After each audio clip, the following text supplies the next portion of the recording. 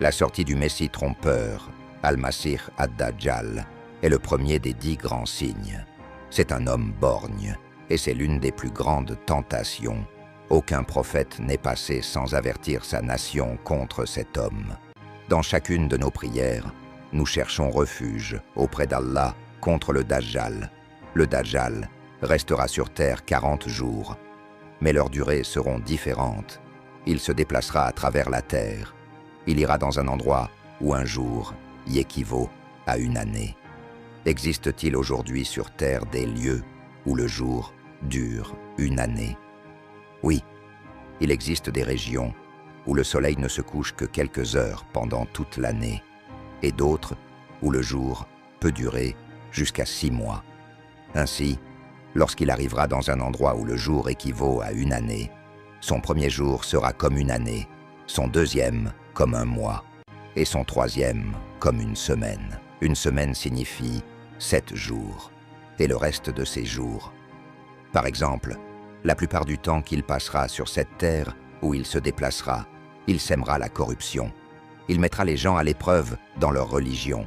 Allah, exalté soit-il, fera apparaître entre ses mains des phénomènes extraordinaires afin d'éprouver les croyants.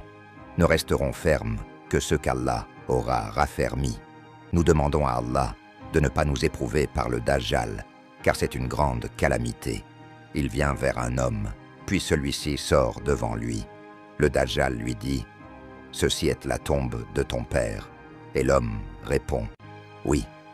Alors il frappe la tombe et quelque chose en sort.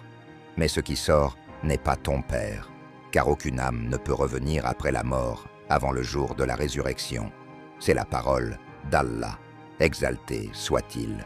Ce qui sort est en réalité un démon qui prend l'apparence de ton père. Et il dit « Ô mon fils, suis-le. On ne peut trouver les Rafidas, chiites, qu'unis d'un seul cœur avec les Juifs. C'est pourquoi, lorsque tu cherches les Juifs aujourd'hui, tu les trouves en Iran, même s'ils t'affichent l'hostilité. On ne peut trouver les Rafidas qu'unis d'un seul cœur avec les Juifs.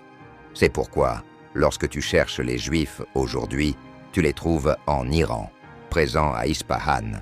70 000 ou 100 000 Juifs, ce sont eux auprès desquels apparaîtra le faux Messie, Al-Masih ad-Dajjal, et ils parleront avec lui, vivant sur terre dans le mal et la corruption. Alors, Jésus, fils de Marie, apparaîtra à la porte de Ludd.